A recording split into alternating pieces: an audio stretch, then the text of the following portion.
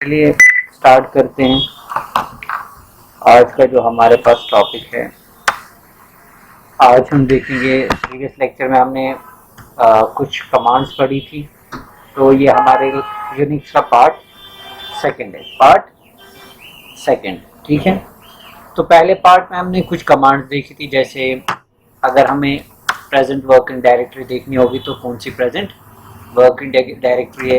LS command देखा था, अगर आपने देखना होगा कि करंट जो डायरेक्टरी है इसके अंदर कौन कौन से फाइल्स हैं और कौन से फोल्डर्स हैं। तो जो यूनिक्स या लिनक्स सिस्टम जो है, तो वो हर एक फाइल का अलग अलग कलर होता है। जैसे ब्लू आप देख रहे हो, ब्लू कलर रिप्रेजेंट करेगा फोल्डर को, और जो वाइट है हमारे पास ये रिप्रेजेंट करता है एक सिंपल फाइल। ठीक है। और जो फाइल्स होती है हमारे पास, यानी कि जिनमें डेटा होता है डायरेक्टली, उनके साथ उनका एक्सटेंशन भी आता है। जैसे students.txt आ रही है हमारे पास फाइल। ठीक है। तो ये भी हमने लास्ट लेक्चर में देखी है, तो अगर आपने वो नहीं देखा तो पहले उस वीडियो को अच्छे से देखिए। उसमें हमने कुछ कमांड्स देखी थी, जैसे pwd या lsw।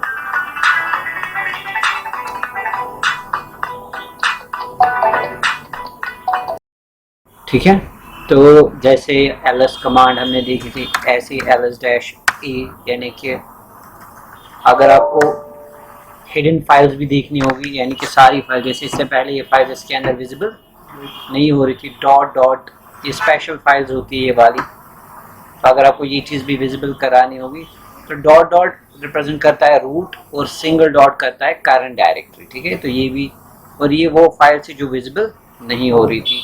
तो ए स्टैंड्स फॉर ऑल, ये फ्लैग वेरिएबल यूज़ करते हैं। इसी तरीके से हमने लास्ट में देखा था, हमने एफ भी हम यूज़ करते हैं। अगर आपको चेक करना होगा फोल्डर्स क्या है, तो उनके साथ फॉरवर्ड स्लैश आएगा बाय डिफॉल्ट। आप देखिए ट्यूट्स एक यहाँ पे एक डायरेक्टरी एक फोल्डर है, तो डैश एफ फ्लैग वेरिएबल हम इसलिए यूज़ करते हैं अगर आपको देखना होगा कि यहाँ पे हमारे पास करंट डायरेक्टरी में हमारा फोल्डर कौन सा है। ठीक है। साथ साथ हमने ये भी कमांड देखी थी, अगर आपको किसी डायरेक्टरी के अंदर जाना है, जैसे मैं चाहता हूँ मैं ट्यूट्स फोल्डर के अंदर जाऊँ, तो हमारे पास कमांड है cd command, that is change directory. तो ये हमारे शेल को बताएगा, और शेल ही हमारी इन कमांड्स को क्या करता है, एग्जीक्यूट करता है। क्या करता है हमारे पास, एग्जीक्यूट करता है। तो जैसे चेंज डायरेक्टरी, फिर जिस फोल्डर के अंदर जाना होगा तो उस फोल्डर का, तो आप देखिए जो करंट वर्किंग डायरेक्टरी है यहाँ पे, तो आप देख सकते हो हम इस टाइम कहाँ पे है, ट्यूट्स फोल्डर के अंदर। समझ आ रही है बात। तो ये चीज़ भी हमने देखी थी, कैसे हम ये चीज़ कर सकते हैं। और साथ ही साथ अगर वापस जाना होगा तो आपने लिखना है cd dot dot, that means एक स्टेप वापस जाएं। तो अब देखिए अगर हमारी present working directory that is home रेसिमो, तो ये दो डिफरेंसेस आपको मिलेगी यहाँ पे। बट अभी जो मैं एज अ यूजर यहाँ पे यूज कर रहा हूँ, it's a regular user, like not a root. एक होता है जब आप ऑपरेटिंग सिस्टम इंस्टॉल करते हैं, उसकी तीन चीज़ें बनती है। एक होता है रूट, दूसरा होता है यूज़र, तीसरा होता है लाइक या ग्रुप होता है या ऑनर होता है। ये तीन चीज़ें होती है हमारे पास। तो अभी मैं एज अ रूट एडमिन करके नहीं है, तो इट्स अ रेगुलर यूज़र, यहाँ पे मैं अपना टर्मिनल यूज़। तो अगर मुझे as a root log in करना है अपने टर्मिनल में, तो उसके लिए मुझे पासवर्ड देना पड़ेगा। ठीक है। उससे क्या होता है कि फाइल सिस्टम जब हम पढ़ेंगे वहाँ पे कि हमारे पास रीड राइट परमिशन ज़्यादा होती है, यानी कि जो ऑनर होता है एक्चुअली, ठीक है, जिसके पास ज़्यादा परमिशन होती है। ठीक है। तो फिलहाल यहाँ पे हमारा रेगुलर यूज़र है। अगर आप चाहते हैं कि हम एज अ सूडो यहाँ पे as a root log in करें, तो आप देखिए मुझे क्या मांग रहा है, पासवर्ड मांग रहा है। जब तक मैं पासवर्ड नहीं दूंगा तब तक मैं लॉग इन। आप देखिए करंटली अभी हमारे पास जो रूट का यूजर नेम है, अगर मैं as a root log in करूंगा, आप देखिए आप डायरेक्टरी जो है वो चेंज हो जाएगी। यहाँ पे पास पहले आ रहा था रेसिमो यूजर, आप देखिए आप क्या आ रहा है as a log in root. तो ये डिफरेंस अगर pwd देखेंगे, present working directory right now it is root. तो इससे पहले क्या था, प्रेजेंट वर्किंग डायरेक्टरी होम रेसिमो। तो समझ आ रही है बात। तो I logged in as a right now as a root user. ठीक है। तो वरना इससे पहले हमारे पास जो था लॉग इन करके जो हम टर्मिनल यूज करे थे, इट वाज नॉर्मल। ठीक है। तो अगर ऊपर वाली सारी चीज़ें क्लियर करनी होगी तो आप क्या यूज़ कर सकते हैं, क्लियर कमांड भी यूज़ कर सकते हैं। और अगर आपको root as a log in करके बाहर निकलना होगा तो आपको सीधे क्या यूज़ करना पड़े, एग्जिट और हम हो गए लॉग आउट। और अगर आप प्रेजेंट वर्क इन डायरेक्टरी देखेंगे तो अभी राइट नाउ हम यहाँ पे, ठीक है, समझ आ रही है बात। तो फिलहाल हम नॉर्मल यूजर की तरह जो है हमारे पास नॉट रूट लॉगिन करके, तो रूट का मकसद क्या है, उसमें ज़्यादा परमिशंस होती है, क्या होती है, तो रूट फोल्डर पे एक्सेस है तो उसमें ज़्यादा परमिशंस होती है हमारे पास। तो फिलहाल हम एज अ यूज़र यहाँ पे लॉग्ड इन है, तो हमारे पास जो करंट फोल्डर्स दिख रहे थे होम एंड रेज्यूमे, और इनसाइड अगर इसके अंदर फोल्डर्स देखनी होगी, फाइल्स देखनी होगी, तो इस तरीके से हम देख सकते हैं, ठीक है।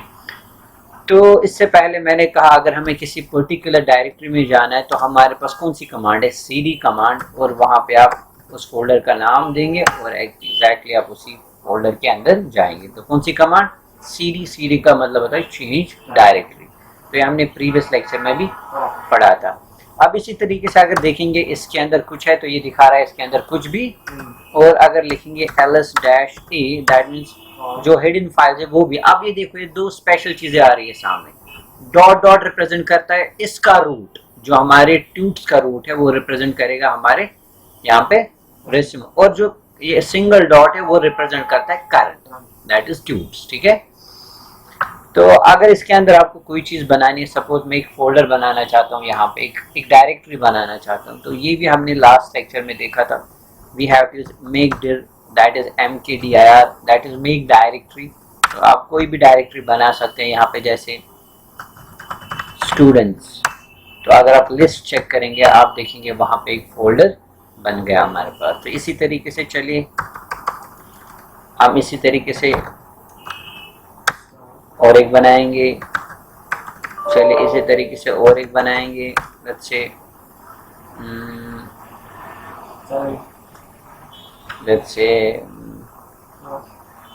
क्लासेस। और अगर देखिए तो यहाँ पे हमने कितने फोल्डर्स बनाए हैं, क्या 3। तो इस तरीके से ये चीज़ें हमने लास्ट टाइम भी देखी थी।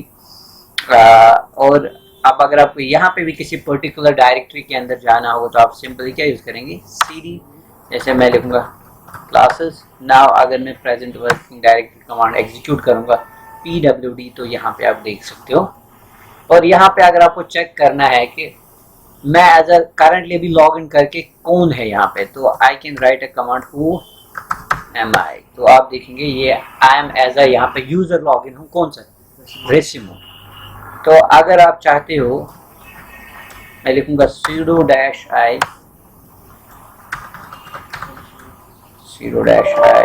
क्या दिखा रहा है, तो अभी यहाँ पे हम कहाँ पे गए, ठीक है। और अगर यहाँ पे अब हम करंटली चेक करेंगे कि वो mi कमांड एग्जीक्यूट करेंगे, लेट्स फाइंड आउट यहाँ पे आउटपुट क्या आएगा, वो m, तो अभी लॉगिन। तो ये चीज़ दिमाग में रखिएगा। तो इससे पहले हम लॉगिन करके जो शेल चला रहा था दैट वाज रेज्यूमे, फिर उसके बाद जब मैंने sudo कमांड यूज़ करके तो एज अ लॉगिन क्या गया हमारा रूट। तो रूट की प्रिविलेजेस ज़्यादा होती है, ठीक है। तो चलिए यहाँ पे, और अगर देखोगे और एक चीज़ अगर एक ऑब्जर्व करोगे, शेल चेंज हो गया। इससे पहले डॉलर आ रहा था और जब रूट लॉगिन करता है उसके साथ क्या आता है, हैश। तो याद रखिएगा ये भी छोटा सा एक क्वेश्चन पूछ सकते, जब रूट एज अ लॉगिन जाता है तो डॉलर से चेंज सिंबल कहाँ पे चली जाती है, हैश, ठीक है।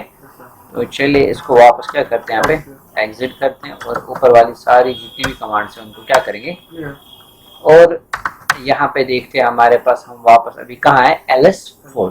और अगर हमें वापस जाना है प्रीवियस डायरेक्टरी में दैट मीन्स ट्यूट्स में, तो आप देखिए आप यहाँ पे हम कहाँ पे अभी ट्यूट्स फोल्डर, और इसके अंदर अगर हमें डायरेक्टरी चेक करनी होगी तो ls कमांड यूज करते हैं। तो यहाँ तक क्लियर।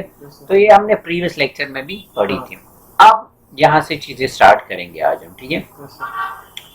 तो नई कमांड्स देखेंगे जो बहुत जगह यूज की जाती है, जो आपके मतलब अगर आप BTech, BSc IT, BCA students है तो वहाँ पे आपको ये पहले ही यूनिट में ये चीज़ें मिलेंगी।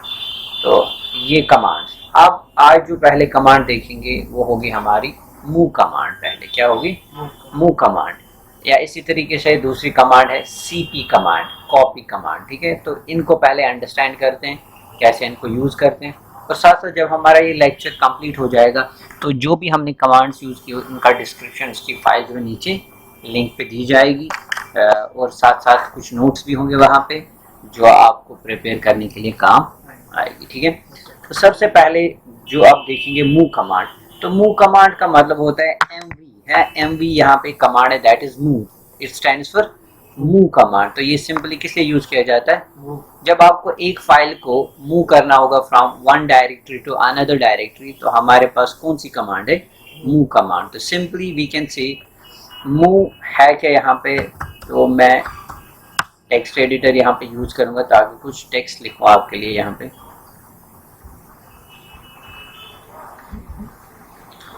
सो मूव, हाँ, तो हमने कहा जो मूव कमांड है इट स्टैंड्स फॉर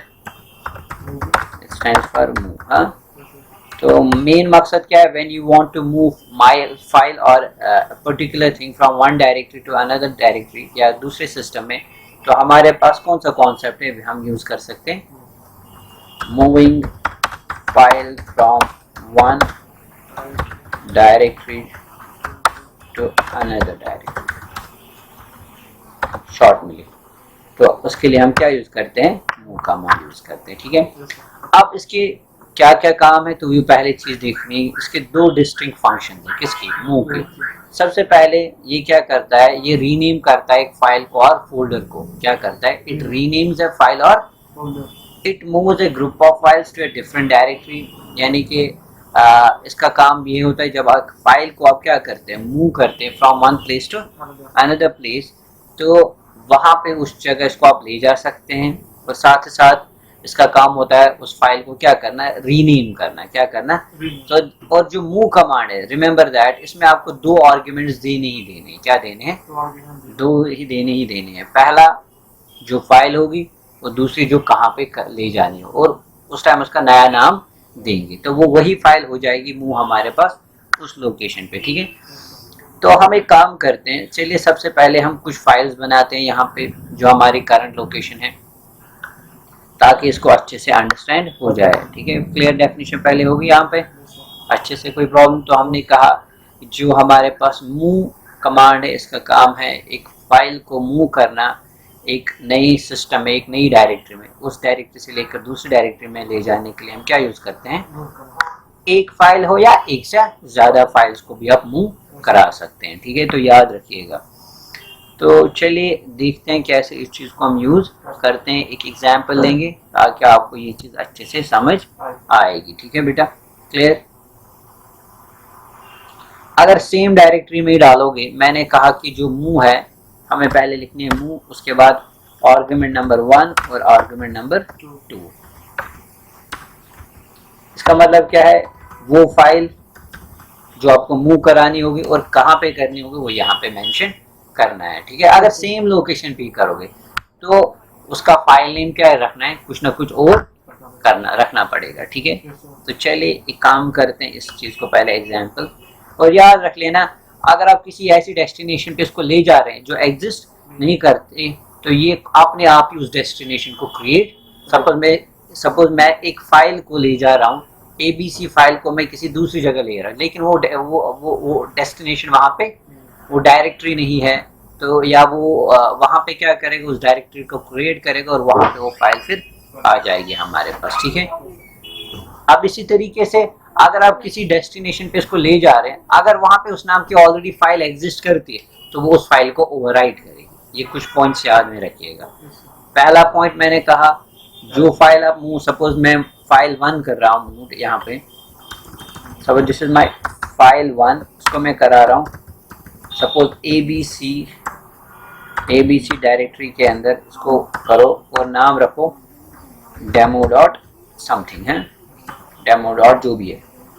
अगर ये लोकेशन एग्जिस्ट करती है ABC तो वहां पे जाएगी फाइल, नो प्रॉब्लम। अब अगर ये जो डेस्टिनेशन एग्जिस्ट नहीं करती है तो हमारे पास जो शेल है वो क्या करेगा, इस डेस्टिनेशन को क्रिएट करेगा और वहां पे ले जाएगा। Point number 1। पॉइंट नंबर 2, अगर उस डेस्टिनेशन पे उस नाम की ऑलरेडी कोई फाइल है तो उस फाइल को क्या किया जाएगा, ओवरराइट किया जाएगा। क्या किया जाएगा, तो इसलिए बहुत ही केयरफुल रहेगा जब आप किसी फाइल को मूव करा रहे हैं किसी दूसरी जगह, तो वहां पे पहले ख्याल रखिएगा कि अगर वहां पे उस नाम की ऑलरेडी कोई फाइल है तो उसको ओवरराइट करेगा। हाँ, बाद में हम जो हमारे पास इंटरएक्टिव मोड है वो भी यूज कर सकते हैं, बता सकते हैं डू यू रियली, एक मैसेज उसको डिस्प्ले करा सकते हैं मूव करने के टाइप, क्या इसको आपको वाकई में मूव करना है कि, तो वो सारी चीज़ें यहाँ पे देखते हैं। चलिए आप प्रैक्टिकली जितना ज़्यादा देखेंगे उतना आपके लिए आसान होगा। सबसे पहले हम एक काम करेंगे, कुछ फाइल्स क्रिएट करेंगे। क्या करेंगे, अभी यहाँ पे सिंपल फोल्डर्स है, क्लासेस फोल्डर है, स्टाफ फोल्डर है, स्टूडेंट फोल्डर है, ठीक है। हम इन्हीं के अंदर कुछ फाइल्स को क्रिएट करेंगे, या यहीं पे चलिए एक फाइल क्रिएट करते हैं इसी प्रेजेंट लोकेशन पे। तो फाइल क्रिएट कैसे करते हैं, हमारे पास एक कमांड है कैट कमांड, क्या है हमारे पास, उसके बाद आप इसको रीडायरेक्शन ऑपरेटर भी बोलते हैं, क्या बोलते हैं, redirection operator, input redirection operator भी इसको बोलते हैं। तो ये भी हम पढ़ेंगे जब हम मेटा कैरेक्टर्स पे जाएंगे। सपोज मैं एक फाइल बनाऊंगा, लेट्स से a.txt। अब ये मुझसे वेट कर रहा है कि आप कुछ इनपुट दो जो आप फाइल के अंदर लिखना चाहते हैं, ठीक है। सो ये मेरे इनपुट का वेट कर रहे हैं। अगर आप फाइल को खाली रखना चाहते हैं तो आप कंट्रोल डी प्रेस करिए तो फाइल सेव हो जाएगी, क्या हो जाएगी, लेकिन उसके अंदर कुछ कंटेंट, आप इट्स वेटिंग फॉर मी कि आप कुछ इनपुट दें। चलिए हम लिखेंगे this is a.txt file, I love programming, ठीक है। This file contains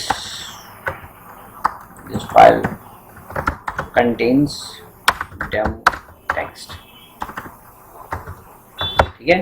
आप इसको सेव करते हैं, लेट्स से कंट्रोल डी, तो ये फाइल क्या हो गई, सेव हो गई, ठीक है।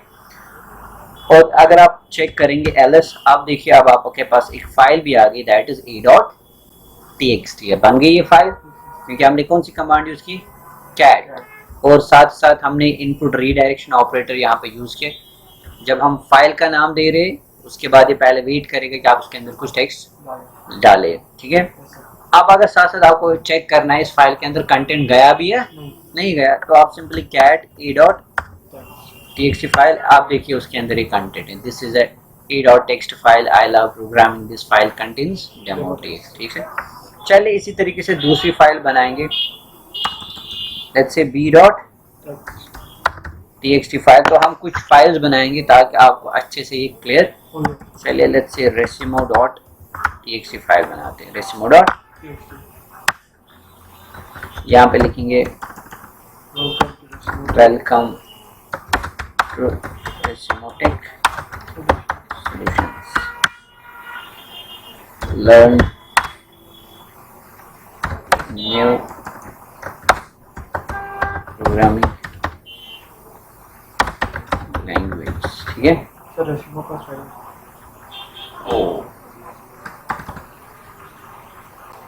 नो प्रॉब्लम, ठीक है।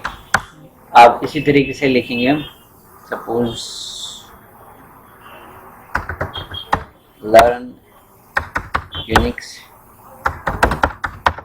Interactive, ठीक है। तो चलिए इसको सेव करके कंट्रोल डी प्रेस करते हैं, और अब अगर ls चेक करेंगे तो हमारी और एक फाइल बन गई resimo.txt, तो कोई प्रॉब्लम तो नहीं है, नो प्रॉब्लम। चलिए ये हमारे पास कुछ फाइल्स थी यहाँ पे जो हमने क्रिएट की, और जो class and student and staff है ये हमारे एक्चुअली क्या है, फोल्डर्स, ठीक है। तो अगर आपको ऐसे स्पेसिफाई नहीं हो रहा है कि ब्लू जो है ये फाइल्स है या फोल्डर्स है, तो आप, तो मैंने पहले ही कहा, आप क्या यूज़ करेंगे, ls-f, तो जो फोल्डर्स होंगे उनके साथ / आ जाएगा, ठीक है। तो चलिए एक काम करते हैं, अब यहाँ पे पहले हम एक फाइल को क्या करेंगे, मूव करेंगे, क्या करेंगे, मूव करेंगे एक फाइल को। और चलिए let's say mv command a.txt, मैं इसको मूव करूंगा, एक फाइल बनाएंगे यहाँ पे, लेट्स कॉल इट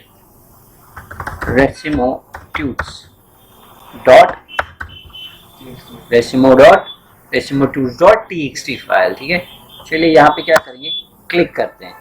अब अगर हम ls कमांड देखेंगे, आप देखिए वहाँ पे a.txt फाइल नहीं रही है, क्योंकि वो मूव हो गई, सेम लोकेशन पे ही डाली मैंने, कहाँ पे, और यहाँ पे जो नई फाइल बन गई और उसका नाम क्या रहा, चले समझ आ रही है बात? पक्का कोई प्रॉब्लम तो नहीं है, क्योंकि हमने इसको कहा इस फाइल को मूव करिए आप, क्योंकि मूव का मतलब होता है सोर्स की जगह उठाना और डेस्टिनेशन में डाल देना, वहां पे खत्म हो जाती है। It's not copy, it's a move command. अब हमने इसको कहाँ पे किया मूव, रेसिमो डॉट टीएक्सटी में। चलिए काम करते हैं, लेट्स से कैट रेसिमो ट्यूट्स डॉट टीएक्सटी। तो आप देखिए उसके अंदर वही कंटेंट है जो हमने किसके अंदर डाला था, ए dot, this is a dot TXT file, I love programming, this file contains demo text. ठीक है, तो समझ आ रही है बात? तो इस तरीके से आपने देखा कि भाई ये फाइल तो एग्जिस्ट कर ही नहीं रही थी, या अगर हम किसी ऐसी लोकेशन पे इसको ले जाते जो वहाँ पे एग्जिस्ट नहीं करती, तो वहाँ पे ये चीज़ जो होती उस नाम की एक डायरेक्टरी खुद ही बन जाती, और वो फाइल भी वहाँ पे क्रिएट हो जाती। जैसे अगर फिर से मैं लिखूँगा, लेट्स से चलिए यहाँ पे लिखेंगे मूव रेसिमो डॉट टीएक्सटी। तो चलिए यहाँ पे हम एक फोल्डर नाम रखेंगे हम Monday slash records dot TXT. ओ गलत, मैंने MOV लिखा, तो चलिए क्या लिखा है, cannot move to this, no such file और डायरेक्टरी एग्जिस्ट। ये दिखा रहा है कि इस नाम की कोई फाइल एग्जिस्ट नहीं करती है। ठीक है, चलिए पहले क्लियर कर दो। ठीक है, तो यहाँ पे इस चीज को एग्जिस्ट करते हैं।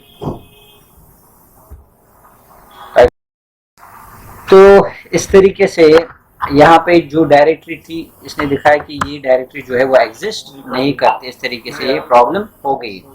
तो अब अगर ये डायरेक्टरी होती और उस जगह ये फाइल होती तो ये उस फाइल को क्या करता, ओवरराइट करता। क्या करता, फॉर इंस्टेंस मैं एक पहले एक डायरेक्टरी बनाते हैं mkdir, ठीक है, एक फोल्डर बनाते हैं जैसे मंडे, ls बन गए मंडे। आप उसके अंदर जाएंगे तो कौन सी कमांड यूज करेंगे, cd monda मंडे, और इसके अंदर मैं फाइल बनाऊंगा रेसिमो डॉट कैट डॉट।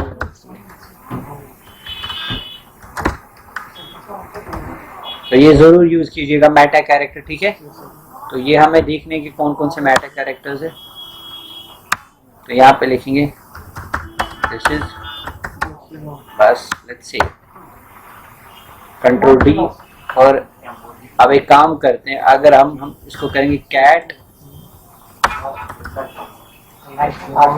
रेसिमो डॉट, ठीक है, यहाँ पे कोई प्रॉब्लम नहीं, बट ये फाइल किसके अंदर है, ये हमारी जो फाइल है ये मंडे फोल्डर के अंदर। तो क्या हमारे ऑलरेडी इस नाम की फाइल किस फोल्डर के अंदर है, हमारे पास ट्यूट्स फोल्डर के हैं। तो हम cd डॉट डॉट पीछे जाएंगे,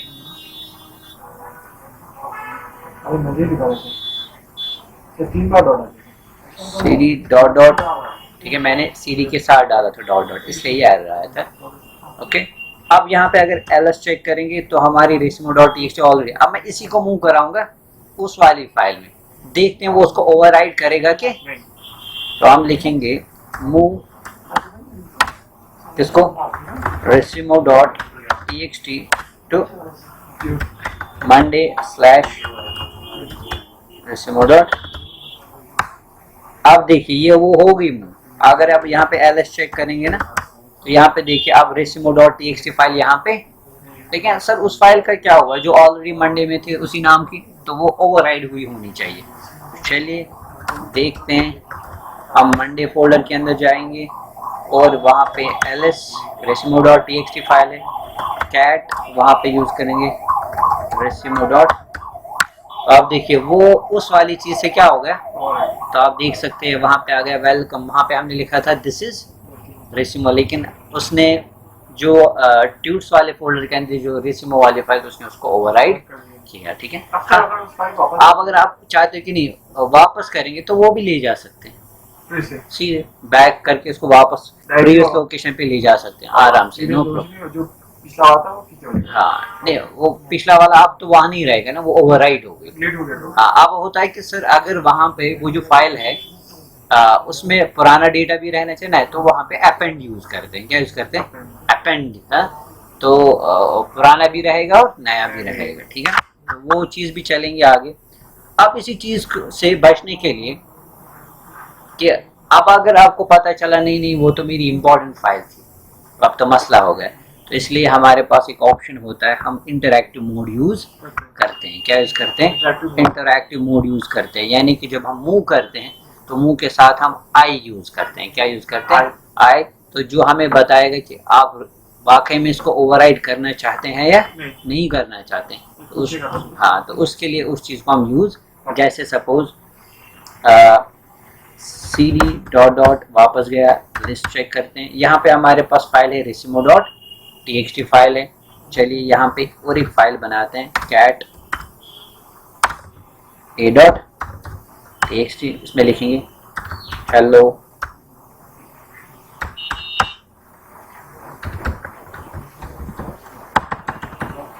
how are you for instance, ठीक है। तो इसको सेव कर दो, कंट्रोल डी।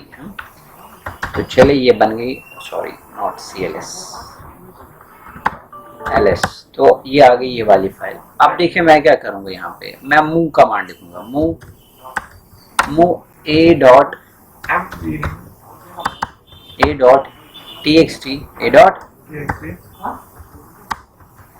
गलती से मैंने लिखा रेसमो ट्यूट्स डॉट txt। अगर मैं ये करूँगा तो बिना कोई वार्निंग में ये ओवरराइड करेगा, क्योंकि ऑलरेडी वहाँ पे उस नाम की फाइल है। आप देखोगे यहाँ पे ऑलरेडी इस नाम की, लेकिन हम इसको क्या बोलेंगे, यहाँ पे हम क्या करेंगे काम, यहाँ पे हम डैश आई यूज कर सकते हैं। आई का मतलब होता है इंटरैक्टिव मोड, ठीक है। इंटरैक्टिव मोड क्या करता है, ये हमें एक ऑप्शन देगा कंफर्मेशन बिफोर मूविंग ए फाइल। ये एक मैसेज हमें डिस्प्ले कराएगा कि आप इसको ओवरराइड करना चाहते हैं कि नहीं करना चाहते हैं। तो चलिए इसको रन करते हैं और देखते हैं क्या हो जाएगा हमारे पास, ठीक है। Let's hit enter. तो आप देखिए, आप मैसेज क्या आ गई, ओवरराइड रेसिमो टेक्स्ट बंद हो गया। अब ऐसे ओके, रेसिमो ट्यूट्स डॉट txt। अगर आपने यहाँ पे y प्रेस किया तो वो ओवरराइड हो जाएगी, अगर आपने नो प्रेस किया तो वो ओवरराइड नहीं हो जाएगी। देखिए वो वहीं पे रहे हमारे पास। क्लियर? कोई प्रॉब्लम नहीं है। तो चलिए आगे चलते हैं। तो ये चीज़ क्लियर हो गई यहाँ पे हमारे पास कि कैसे हमने इंटरैक्टिव मोड ओपन किया। तो अब ये हमसे क्या मांग रहा है, पहले कि आप उसको ओवरराइड करना है कि तो नो फिर नहीं, अगर वाई करना होगा तो फिर ये ओवरराइड हो जाएगा। इसी तरीके से और भी फ्लैग्स है, जैसे मैंने आई यूज़ किया, वहाँ पे अगर होता है एन, यानी कि अगर इसको बताना है कि नहीं कोई भी ओवरराइड नहीं होना चाहिए, तो एन भी वहाँ पे मेंशन, जो आप क्लिक करेंगे तो वो बिल्कुल भी उसको ओवरराइड करने नहीं देगा। दैट मीन्स ये उसको प्रिवेंट करेगा जो एग्जिस्टिंग फाइल होगी उसको ओवरराइड करने में। तो ये काम आएगा बहुत जगह। क्यों? क्या पता कोई इंपॉर्टेंट फाइल है, आपने यहाँ से कॉपी मूव की और वो पुरानी फाइल ओवरराइड, तो बेटर है इन मोड्स के साथ जो है वो यूज़ करनी चाहिए। या इंटरैक्ट मोड यूज़ करें, या इसको नो क्लोबर मोड भी बोलते हैं, N stands for no clobber, ठीक है। तो वो भी आप use, so it's like N, N N N N N, तो it stands for dash, N stands for no clobber, ठीक है। इट्स लाइक दिस है, वो हो गया, ठीक है, इट्स नो क्लोबर है। तो इस तरीके से आप इसको use, so that means it prevents an existing file from being overwritten, यानी कि जो करंट फाइल होगी अगर उस नाम की फाइल एग्जिस्ट करती होगी तो उससे ये बचाएगी उसको ओवरराइट करने में। इसी तरीके से है हमारे पास और एक फ्लैग भी है जो हम यूज करते हैं कि आप चाहते हैं चलिए हो जाए, लेकिन जो एग्जिस्टिंग फाइल है उसका बैकअप भी बनना चाहिए। क्या बनना चाहिए? बैकअप भी बनना चाहिए। जैसे सपोज मैं a.txt को मूव कर रहा हूँ किसमें, रेसिमो.txt, तो जब मैं b प्रेस करूंगा तो उसका क्या बन जाएगा, बैकअप भी रहेगा हमारे पास। तो ये चीज याद रखिएगा। ओ ठीक है। तो अगर यहाँ पे क्लिक करते हैं, लेट्स हिट एंटर और ls, तो आप देखिए ये इसके साथ आ गया कि ये हमारी बैकअप वाली फाइल है, ठीक है बेटा। तो अगर कैट रेसिमो अच्छा सर, तो जो सर बैकअप हुआ है उसे पीछे ले रखा। हाँ, रेसिमो ट्यूट्स डॉट टीएक्सटी, ठीक है। अब लेकिन उसमें वो वाली चीज़ आ गई, ठीक है। तो हमने इसको मूव किस में किया था, ए डॉट टीएक्सटी को, बट चलिए, तो ये उसकी बैकअप वाली फाइल है, ठीक है। तो अगर इसके बगैर यूज़ कर रहे हो आप, तो आप देख सकते हो वो ए वाली फाइल का डेटा दिखा रहा था, लेकिन जब आपने ये चीज़ यूज़ की तो आपका जो वो पुरानी फाइल थी वो भी विजिबल हो रही है, ठीक है। तो इस तरीके से आप इस चीज़ को यूज़ कर सकते हैं। तो ये थी हमारी कौन सी कमांड, मूव कमांड, और मूव कमांड के साथ हमने कुछ चीज़ें क्लियर की, और साथ साथ कैट कमांड भी हमने यहाँ पे देखी कि हम कैसे फाइल क्रिएट कर सकते हैं, और कैट के साथ अपने रीडायरेक्शन मेटा कैरेक्टर भी यूज़, तो वो चीज़ देखेंगे आगे। तो चलिए, यहाँ तक फिलहाल हमारी जो मूव कमांड थी वो क्लियर हो गई। अब इसी तरीके से हमारे पास जो है वो है सीपी, दैट इज सीपी का मतलब होता है कॉपी, है कॉपी कमांड। यानी कि अगर आपको एक फाइल की कॉपी बनानी होगी और दूसरी जगह आपको उसको पेस्ट करना होगा, तो हम उसके लिए कौन सी कमांड यूज करते हैं, CP. CP stands for copy. So this command is used to copy files और group of files to a directory. तो उसके लिए हम क्या यूज करते हैं, सीपी कमांड यूज कर सकते हैं, ठीक है। तो इसमें भी दो आर्गुमेंट जरूरी है, जैसे हमने कहा था, सबसे पहले वो फाइल जिसको कॉपी करना है किस में करना है, उस फाइल का नाम। तो चलिए देखते हैं एक एग्जांपल, तो कैसे इस चीज़ को यूज़ कर सकते हैं, ठीक। तो ये बिल्कुल इजी है हमारे पास, इसमें ऐसे कोई प्रॉब्लम नहीं है हमारे पास। तो चलिए देखते हैं कैसे इस चीज़ को करते हैं। लेट्स सी, तो पहले ls, तो ये हमारी करंट वर्किंग डायरेक्टरी है और उसके अंदर ये फाइल्स की लिस्ट है। तो चलिए एक काम करते हैं, एक फाइल बनाते हैं, cat, let's say, sorry, cat, ठीक है। तो दिस इज फाइल और कंट्रोल डी, तो कंट्रोल डी से जो हमारी जो फाइल है वो क्या होती है, सेव हो जाती है, ठीक है। अब यहाँ पे हमारी जो फाइल आ गई वो न्यू फाइल भी आ गई। हम चाहते हैं कि हमारी जो ये फाइल है हम उसको क्या करें, कॉपी करें। क्या करें, हमारे पास कॉपी करें, या ये तीनों फाइल मैं चाहता हूँ कॉपी करूँ मैं किसके अंदर, किसी पर्टिकुलर डायरेक्टरी के अंदर। जैसे अगर हम cd स्टाफ फोल्डर के अंदर, तो ये बिल्कुल खाली है, देखिए इसके अंदर कोई चीज़ नहीं है। ls कमांड मैंने की, लिस्ट कमांड की, तो वहाँ पे कोई इसके अंदर, मैं चाहता हूँ ये दो फाइल्स या तीन फाइल्स को मैं मूव कहाँ पे करूँ, कॉपी कहाँ पे करूँ, हमारे स्टाफ में, कहाँ पे डालूँ।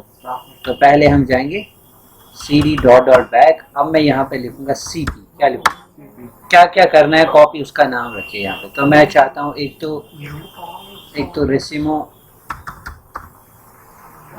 ट्यूट्स डॉट टीएक्सटी जो है सरल, ठीक है, रेसिमो ट्यूट्स डॉट टीएक्सटी स्पेस, और मैं चाहता हूँ जो हमारे पास न्यू है उसको भी क्या करें, हम कॉपी करें, कहाँ पे, staff स्टाफ। तो चलिए अगर आप देखेंगे यहाँ पे भी रहेगी ये फाइल्स, बट अब चलते हैं किसके अंदर, स्टाफ और ls, आप देखिए उसके अंदर भी ये चीज़ें चलेगी। तो इस तरीके से हम कौन सी कमांड यूज़ कर सकते हैं, कॉपी कमांड को use, cp stands for copy command. तो ये बहुत ही इंपॉर्टेंट चीज़ है जो आप यूज़ कर सकते हैं, ठीक है बेटा। तो इसमें भी आप इंटरैक्टिव मोड कर सकते हैं यूज़, अगर उस नाम की ऑलरेडी वहाँ पे इस लोकेशन पे ऑलरेडी फाइल है, तो इसमें भी आप बिल्कुल वही प्रोसीजर है जैसे हमने मूव के साथ यूज़ किया था, cp डैश आई। तो इससे क्या आ जाएगा, या पहले बोलेगा कि आप उसको वाकई में वहाँ पे ले जाना चाहते हो कि, यानी कि अगर उस नाम की ऑलरेडी वो फाइल होगी जहाँ पे इसको आप कॉपी कर रहे हैं या जिसमें कर रहे हैं, तो वहाँ पे आपको ये पहले एग्जैक्टली वैसे ही बताएगा, ठीक है, जैसे हमने मूव कमांड में यूज़। इसी तरीके से भी अगर इसका बैकअप लेना होगा तो वो बैकअप भी आप ले सकते हैं, ठीक है। तो इस तरीके से हमारे पास कौन सी कमांड है, हमारे पास ये थी हमारी कौन सी कमांड, cp कमांड। तो cp का मतलब क्या होता है, हमारे पास कॉपी, ठीक है। तो और भी मेटा कैरेक्टर्स जो है, यानी कि और भी हम जो स्पेशल चीज़ें यूज़ कर सकते हैं, जैसे अभी b यूज़ किया, dash a dash b dash i, तो डैश p भी आप यूज़ कर सकते हैं, जिसको हम प्रिजर्व बोलते हैं। क्या बोलते हैं? प्रिजर्व बोलते हैं। या डैश एल भी हम यूज करते हैं, इसलिए जब आपको चेक करने होंगे फाइल की जो परमिशंस क्या है, फाइल के परमिशंस, रीड राइट और परमिशंस क्या है, यूजर के रीड राइट परमिशंस क्या है, तो वो हम अगले वाले पार्ट में हम देखेंगे, या अगले आने वाले टाइम में पहले हम वो चीज़ भी देखेंगे। तो फिलहाल यहाँ पे cp कमांड क्लियर हो गई, कोई प्रॉब्लम तो नहीं है। तो चलिए एक काम करते हैं, यहाँ पे लिस्ट करते हैं। अब मैं cd, अब सपोज अगर आपने क्या करना है काम, इसमें से किसी पर्टिकुलर फाइल को डिलीट करना है, तो उसके लिए कौन सी कमांड यूज होती है? rm command. क्या होती है? rm stands for remove, rm stands for remove. अगर आपने कोई फाइल डिलीट करनी है तो उसके लिए हम क्या यूज करते हैं? rm command. तो rm का मतलब होता है remove, rm stands for remove file. और अगर एक डायरेक्टरी रिमूव करनी है तो rm dir। तो उससे क्या होगा, हमारे पास एक डायरेक्टरी क्या होता है? Remove directory. तो अगर डायरेक्टरी को रिमूव करना है तो rm dir यूज कर सकते हैं। चलिए हम क्या करते हैं, जो हमने ये न्यू फाइल बनाई थी इसको देखते हैं अगर इसको हम रिमूव कर सकते हैं या नहीं कर सकते हैं। तो चलिए देखते हैं कैसे इस चीज को हम फाइल से रिमूव rm न्यू, ठीक है, और ls। आप देख सकते हैं कि वो फाइल यहाँ पे आप एग्जिस्ट नहीं कर सकते। अगर आपको एक से ज्यादा फाइल्स को रिमूव करना हो तो remove suppose a.txt com space b.txt c.txt, जितनी चाहे फाइल्स आप रिमूव कर सकते हो। तो वो आपने वो लिस्ट यहाँ पे देनी है, तो वो सारी यहाँ पे फाइल्स क्या हो जाएगी? रिमूव हो जाएगी हमारे पास, ठीक है। कोई प्रॉब्लम? तो इसमें भी आप इंटरैक्टिव डिलीशन कर सकते हैं, जैसे rm-i want to delete resume utstudents.txt। अब यहाँ पे देखिए क्या दिखा रहा है, रिमूव रेगुलर फाइल। क्या आप उसको रिमूव करना चाहते हैं? Question mark stands for yes और अगर y प्रेस किया तो कंफर्म डिलीशन, अगर n प्रेस किया तो नो। दैट मीन्स अगर मैं नो तो दैट मीन्स अब अगर मैं ls पे क्लिक करूंगा तो वो फाइल वहीं पे एग्जिस्ट कर रही है, ठीक है। अगर मतलब फाइल बनाने की डिलीट ना हो, क्लिक करके वो मतलब बिल्कुल भी डिलीट ना हो, हो सकता है? कर सकते हैं। कुछ ऐसी फाइल्स होती है जिनमें हमारे पास परमिशन, जैसे ये फाइल्स है मेरे पास, ये मैंने खुद इस यूजर ने बनाए, इन पे मेरा परमिशन है तो मैं इनको डिलीट कर सकता। अब अगर मैं रूट में जाऊंगा, रूट की जो फाइल्स होगी जो रूट यूजर ने की होगी तो उन पे मेरा परमिशन। तो मिसाल ये चीज अभी हम अभी अपने यूजर में है ना, अभी हाँ, मैं ऐसा करने के से जो रूट है ना, जो रूट को सारी प्रिविलेजेस होती है। तो अगर रूट नहीं है तो डिलीट ना हो, अदरवाइज मतलब डिलीट हो जाए। हाँ कर सकते हैं, परमिशन चेंज कर सकते हैं। हाँ परमिशन चेंज कर सकते हैं। आप सपोज चाहते हैं कि कोई भी बंदा डिलीट नहीं करना चाहिए, जैसे विंडोज में आता है ना, फाइल पे राइट क्लिक करके प्रॉपर्टीज में अगर जाओगे ना, वहाँ पे सिक्योरिटी में, वहाँ पे हम परमिशंस चेंज कर सकते हैं। फाइल के परमिशंस हम देते हैं वहाँ पे। जैसे वहाँ पे होता है ग्रुप ऑनर और यूजर होता है, फिर साइड से आता है ऑल नन या रीड राइट। वहाँ पे तीन ऑपरेशंस हो, या तो रीड हो सकती है, या तो राइट हो सकती है, या तो एग्जीक्यूट हो सकती है। एक्स है कीवर्ड यहाँ पे यूज होता है। जैसे यहाँ पे अगर मैं लिखूंगा बेटा, सपोज मैं लिखूंगा ls dash, I think it is l। अब देखिए ये है resume.txt पे परमिशंस है, यहाँ r for read, w for right, ठीक है। x इसका मिसिंग है।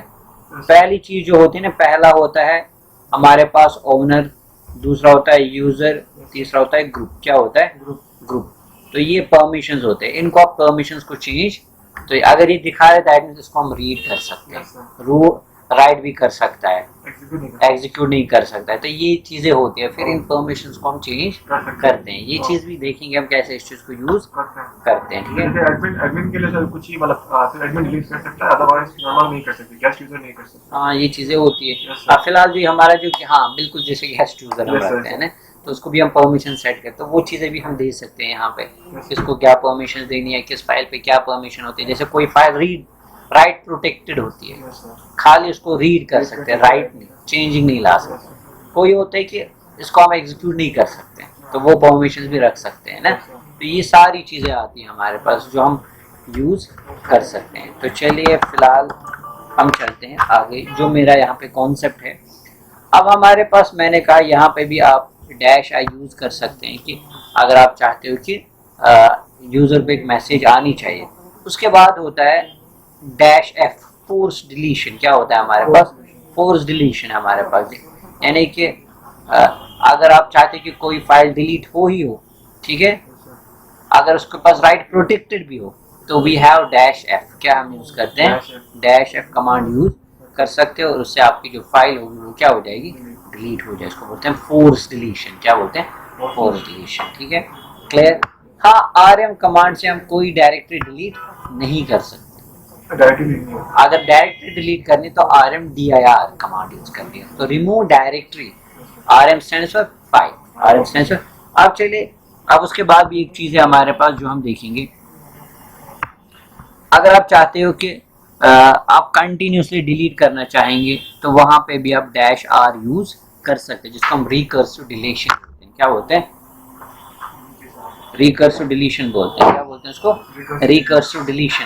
यानी कि अगर आपके पास बहुत सारे फोल्डर्स हैं, उनके अंदर फाइल्स है, आप चाहते हैं कि जो रिकर्सिवली जो पेरेंट है ई स्टेज पे जो फाइल मिलेगी वो उसको डिलीट करना चाहिए। Suppose there is a folder, वहाँ पे देयर इज अ बी, उसके अंदर folders, there is a C, उसके अंदर अपनी फाइल्स हैं।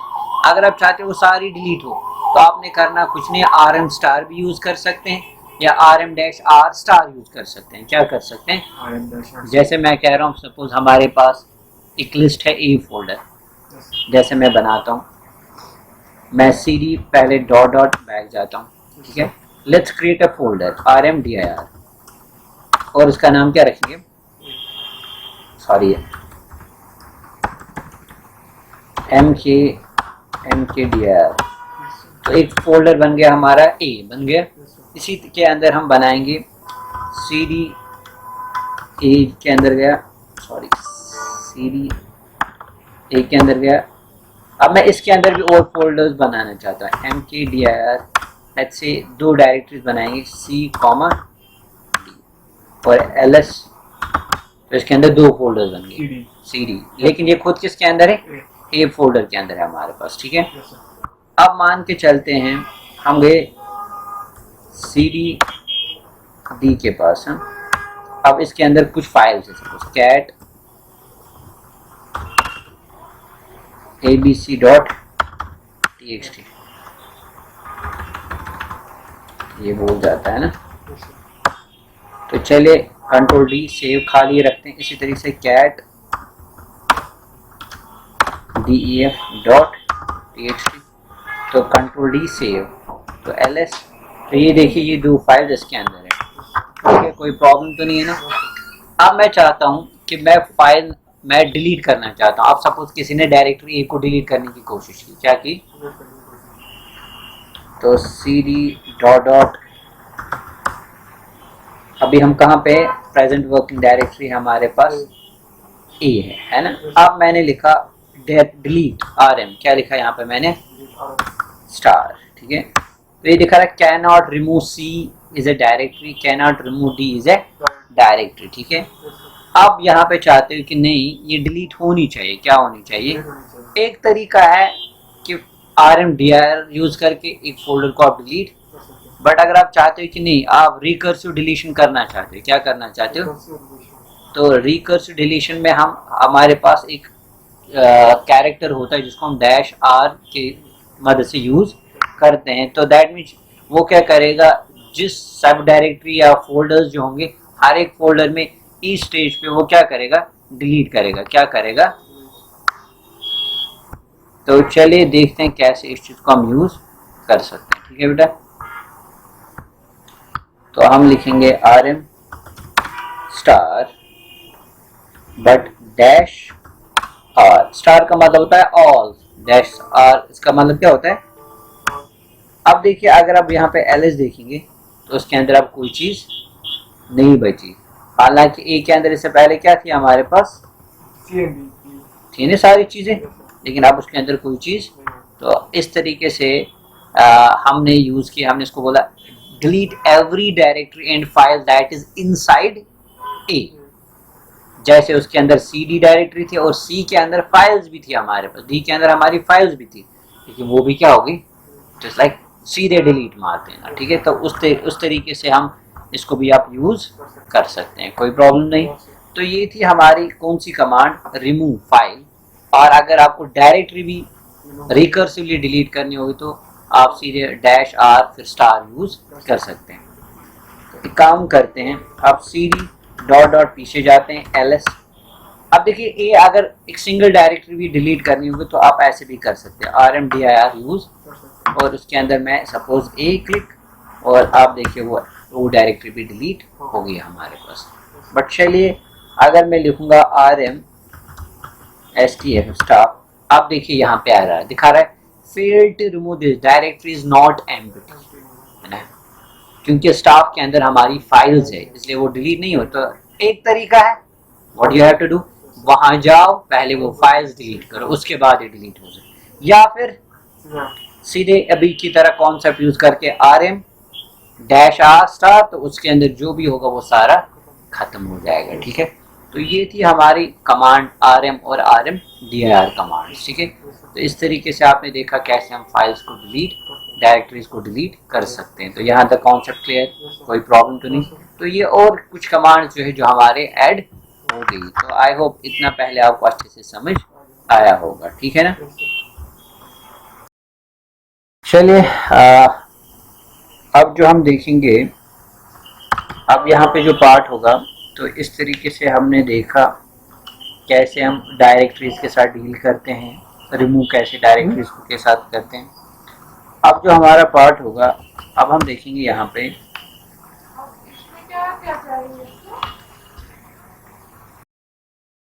तो चलिए यहाँ पे देखते हैं। अब हम देखेंगे जो हमारे पास और एक इम्पॉर्टेंट कमांड है, chmod कमांड है, ठीक है। chmod कमांड बहुत ही इम्पोर्टेंट है हमारे पास, जिसको हम बोलते हैं चेंज मोड्स, चेंज मोड्स जिसको हम बोलते हैं। ये किस लिए यूज़ की जाती है, जो हमारे पास फाइल्स होती है अगर उनका एक्सेस चेंज करना हो, यानी कि मोड चेंज करने होंगे, यानी कि परमिशंस चेंज करने होंगे, तो हम उसके लिए क्या यूज़ करते हैं, chmod कमांड यूज़ करते हैं, ठीक। तो उसके लिए सबसे पहले कुछ चीज़ों को क्लियर होना चाहिए हमारे पास। तो बाय डिफ़ॉल्ट जो हमारे पास कंप्यूटर होता है उसमें जो यूज़र्स होते हैं, क्या क्या यूज़र्स होते हैं, एक फाइल के जो परमिशंस क्या क्या हो सकते हैं। अगर यू है, यू रिप्रेजेंट करता है हमारे पास ऑनर को, जो हम यूज़ करेंगे। यू रिप्रेजेंट करेगा रेफरेंस, क्लास होगा ऑनर, और जी जो है इट रिप्रेजेंट्स ग्रुप। ये पहले पता होना चाहिए इसके बारे में, तभी आप फाइल के परमिशंस चेंज कर सकते हैं। अभी हम कुछ फाइल ओपन करेंगे, देखेंगे उसके परमिशंस बाय डिफ़ॉल्ट क्या है, तो हम chmod कमांड की मदद से फिर उनके परमिशन चेंज कर सकते हैं। तो बाय डिफ़ॉल्ट पहले जो हमारे पास जो यूज़र्स हो सकते हैं हमारे सिस्टम में, और उस फाइल पे किस किस यूज़र का क्या क्या एक्सेस है, क्या क्या परमिशन है, वो यहाँ पे हम डिसाइड। इसी तरीके से ओ रेफरेंस जो रिप्रेजेंट करता है अदर्स, और ए जो है ए रिप्रेजेंट करता है ऑल, ठीक है। यू जो है, यू का मतलब होता है फाइल का जो ऑनर है, और जी जो है वो रिप्रेजेंट करता है ग्रुप या यूजर्स हु आर मेंबर्स, आप कह सकते हैं जो उस फाइल के मेंबर्स होंगे उस फाइल ग्रुप में। इसी तरीके से बाकी जो अदर कैटेगरी के यूजर्स जो होते हैं, जो ना ही फाइल के ऑनर होते हैं ना ही मेंबर्स उस फाइल ग्रुप के होते हैं। तो ये चीज़ याद रखें। और जो हमारे पास ऑल होता है, ऑल का मतलब ऊपर वाले तीनों चीज़ें जिसके पास होंगी, लाइक ऑनर, ग्रुप और अदर्स, ये तीन चीज़ें हम देखेंगे।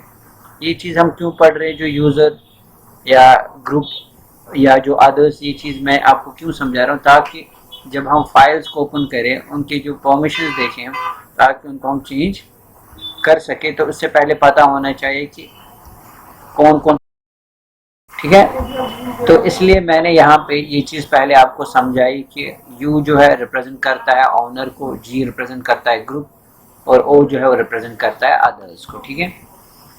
तो ये चीज़ें हम किसके साथ यूज़ करते हैं, जब हमें फाइल की परमिशन चेंज करनी होती है, तो वो हम ये डिपेंड करता है आप किस ग्रुप में आते हैं, आप ऑनर है, आप ग्रुप है, या आप अदर कैटेगरी है जो उस फाइल को एक्सेस कर रहा है। तो किसको क्या एक्सेसिबिलिटी देनी है या किसकी एक्सेसिबिलिटी चेंज करनी होगी, तो ये रेफरेंसेस हम यूज़ करते हैं इसके साथ, ठीक है।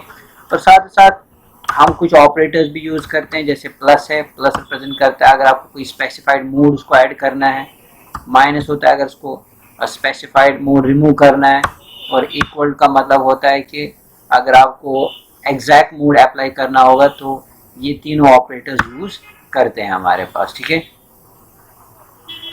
कहने का मतलब क्या है, यानी कि परमिशन, यानी कि अगर किसी को रीड, राइट या एग्जीक्यूट परमिशंस देने होंगे किसी फाइल पे, तो इस तरीके से हम इनको यूज़ कर सकते हैं। या किसी को रिमूव करना होगा या एग्जैक्ट अगर देना होगा, तो यही तीन परमिशंस होती हैं, तीन मोड्स होते हैं हमारे पास जो यूज़ करते हैं। आर का मतलब होता है permission to read the file, W represent करता है permission to write the file और डिलीट, और एक्स रिप्रेजेंट करता है permission to execute the file और डायरेक्टरी या जो भी होगा हमारे पास। तो ये चीज़ दिमाग में रखें।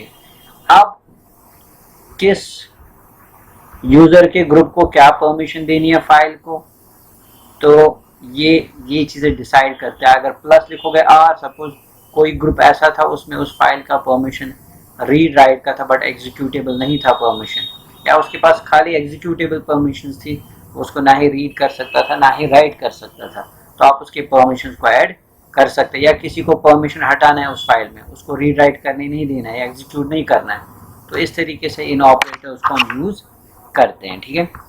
तो चलिए पहले बहुत सारी चीज़ें यहाँ पे जो है आपको कंफ्यूज हो गई होगी, तो इनको क्लियर करने के लिए पहले देखते हैं कहने का मतलब क्या है, ताकि प्रैक्टिकली आपको ज़्यादा क्लियर है। जैसे हमारे पास ये लिस्ट ऑफ फाइल्स है, क्लासेस है, मंडे है, न्यू है, रिशमोड, tunes.txt फाइल। चलिए पहले देखते हैं इन फाइल्स का परमिशन है क्या। सो हमारे पास परमिशन चेक करने के लिए हम ls-l यूज़ करेंगे। अब देखिए यहाँ पे ये चीज़ें क्लियर आ गई सामने आपके पास।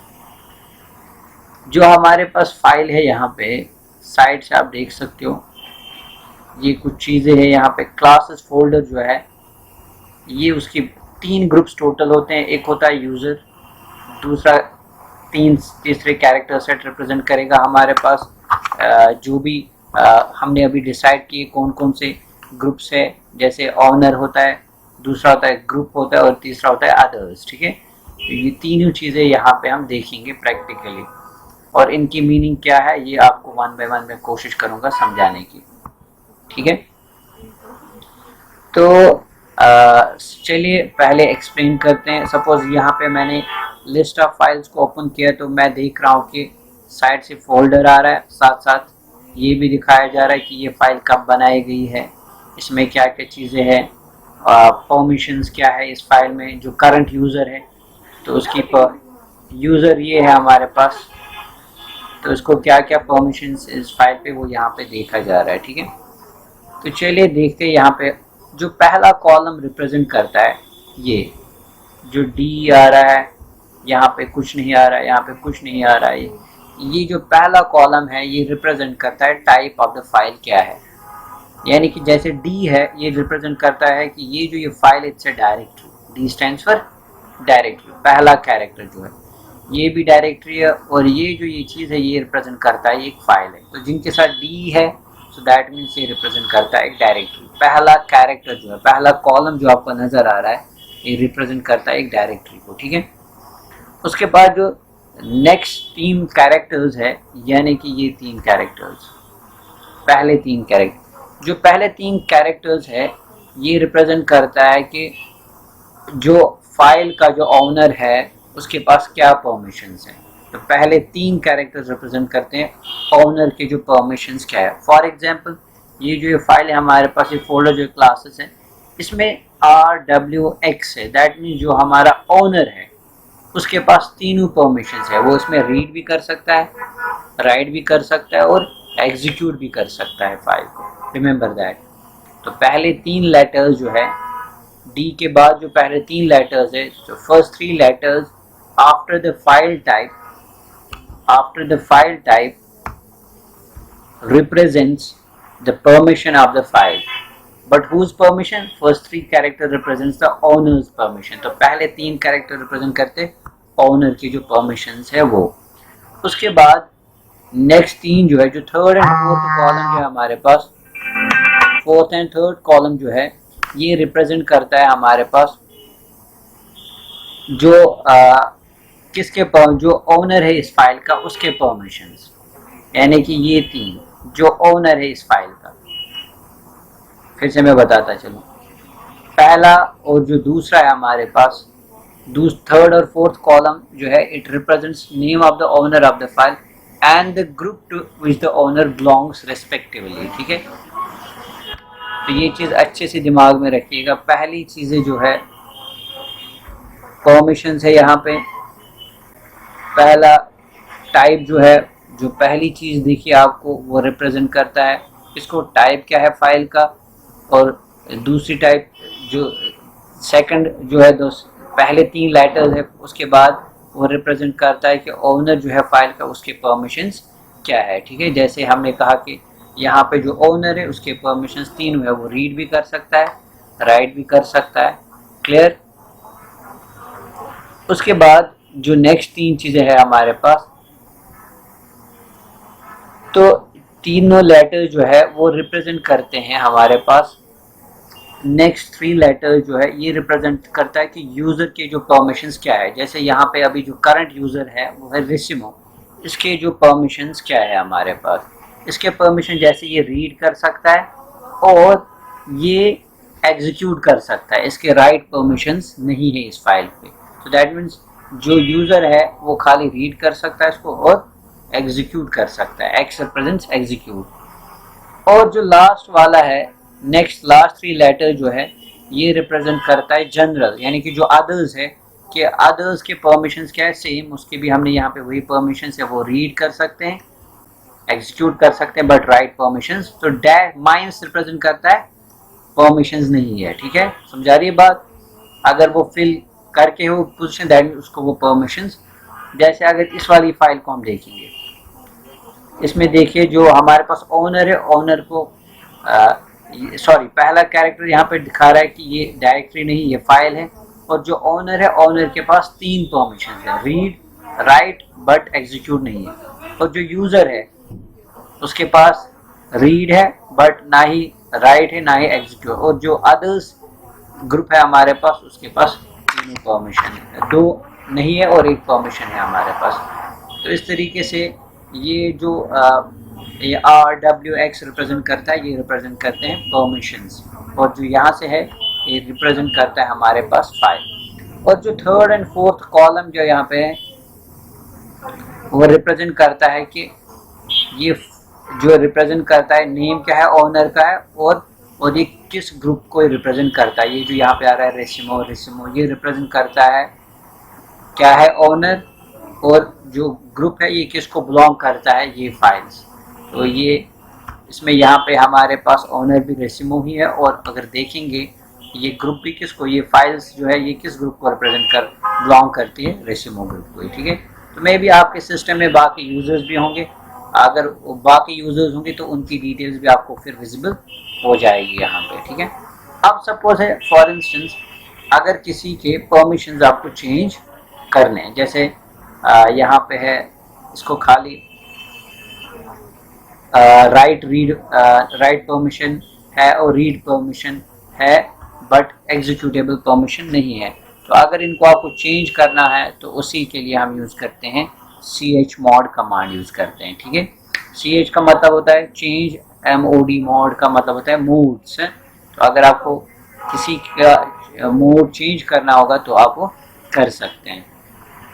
जैसे चलिए एक एग्जांपल देते हैं, तो कैसे करेंगे। यहाँ पे सबसे पहले हमें देना है फाइल का नाम, और उसके बाद सबसे पहले ch कमांड देनी है, chmod कमांड। उसके बाद ग्रुप जो है उसको अगर आप चाहते हैं कि खाली उसको सपोज कोई पर्टिकुलर फाइल है, यहाँ पे अगर आप चाहते हो उसके राइट परमिशन दे, जैसे ये वाली फाइल लेते हैं resimo.txt, तो हम लिखेंगे chmod, और यहाँ पे उसके बाद यूज़ करेंगे जो भी आपने परमिशन देने होंगे। ऐसे मैं लिखूँगा यहाँ पे यूज़र इज इक्वल टू इसको देंगे हम W और उसके बाद फाइल का नाम resumo.tunes.txt। तो अगर आप यहाँ पे आप चेक करेंगे, अब यहाँ पे देखिए आप खाली क्या आ गए, यहाँ पे जो यूजर है आप ऊपर चेक करिए पहले,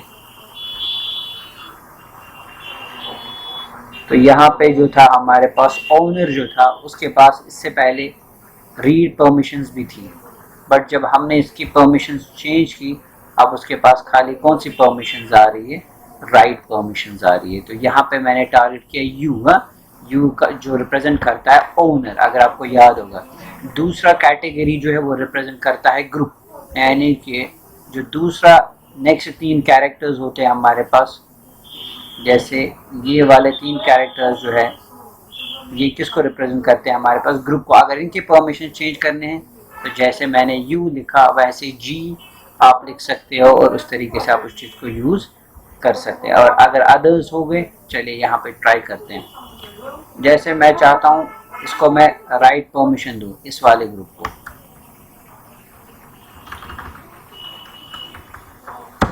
सेम फाइल पे क्लिक करते हैं ls-l।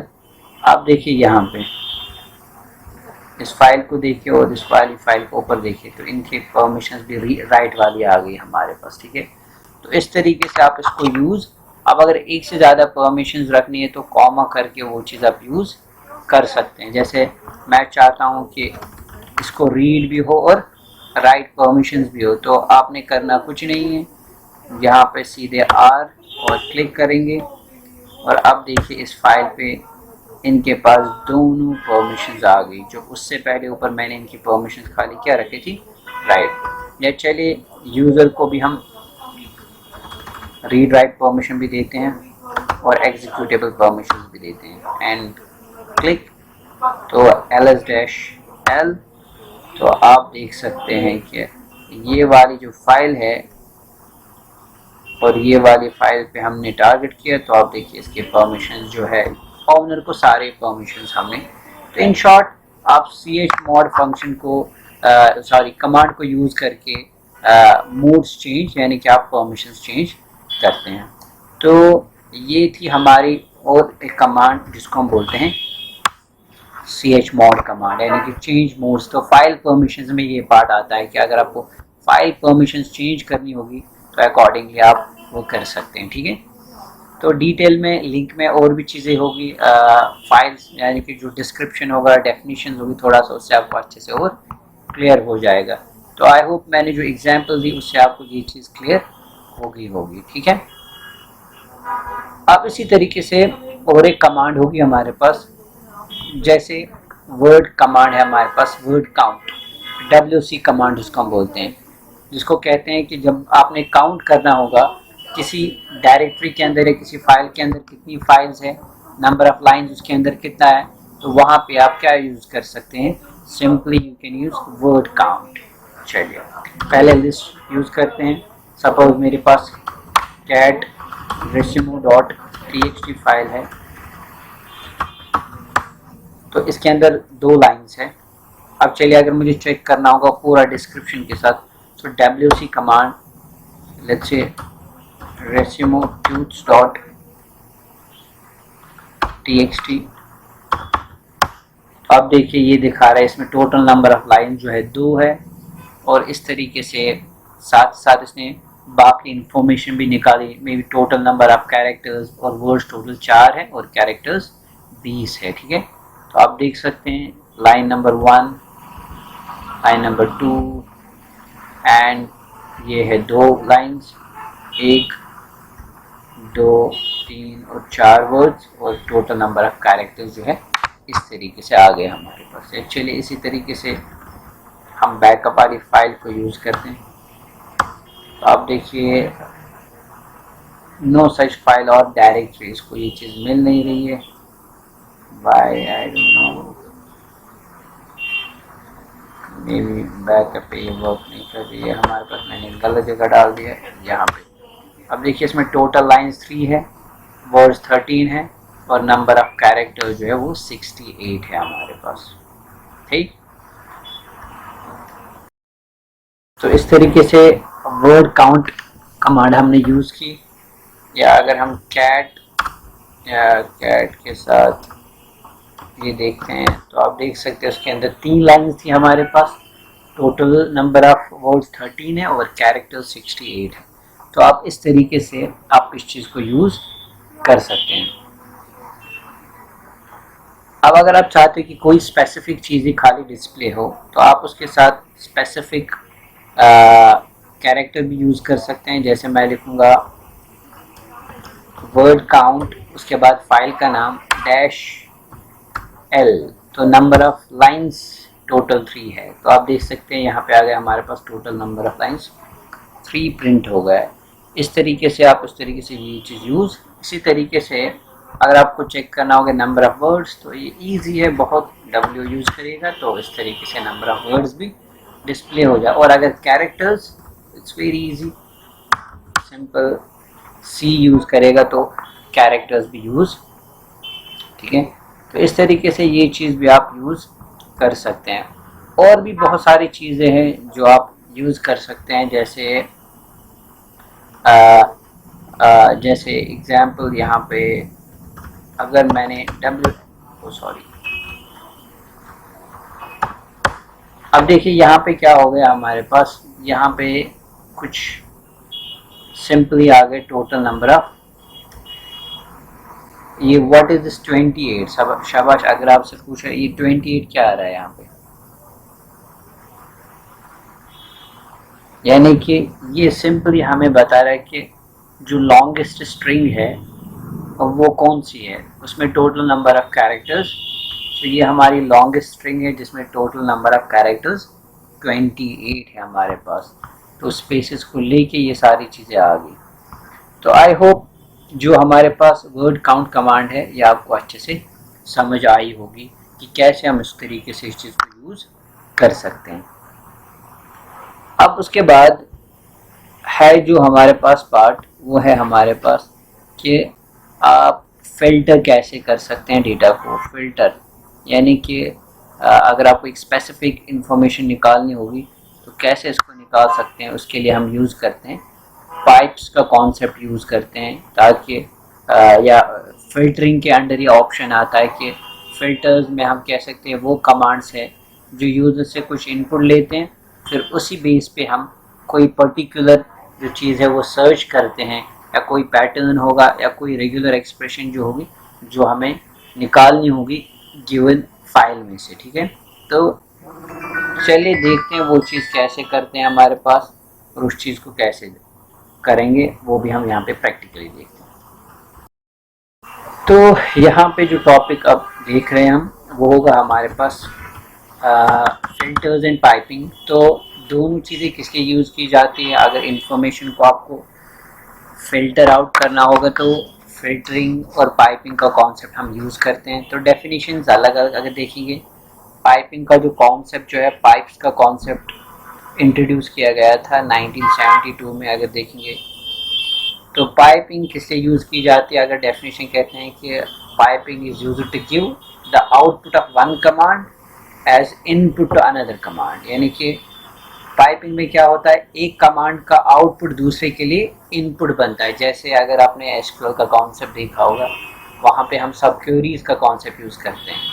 सब क्वेरीज जो इनर क्वेरी होती है उसका जो आउटपुट होता है वो आउटपुट जो होता है वो इनपुट बनता है बाहर वाली क्वेरी के लिए, जो आउटर क्वेरी होती है हमारे पास। ठीक है, तो यहाँ पे भी सेम जो पाइपिंग होती है उसमें क्या होता है कि जो एक कमांड जो होती है, जो आउटपुट होती है हमारे पास, यानी कि एक कमांड का जो आउटपुट होता है वो इनपुट दिया जाता है दूसरी कमांड के लिए। ठीक है, और उन दोनों को इकट्ठे यूज़ करते हैं, और उनके बीच में हम कौन से सिंबल यूज़ करते हैं, पाइप।